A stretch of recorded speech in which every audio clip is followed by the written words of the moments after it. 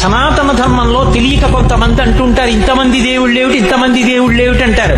ఇంతమంది దేవుళ్ళు కాదు, ఇంతమందిగా ఉన్న దేవుడు తప్ప ఇంతమంది దేవుళ్ళు ఉండరు. ఆయనే పరమ భాగవతోత్తములైన వారి కోసమని దిగి వస్తాడు.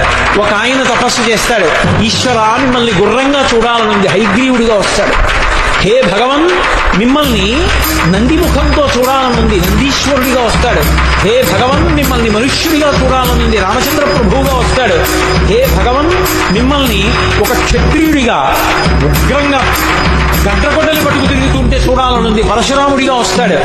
పరమ భాగవతోత్తములైనటువంటి వాళ్ళ కోరిక తీర్చడానికి, వాళ్ళకి కనపడడానికి ఒక రూపము దాల్చి కిందకొస్తాను.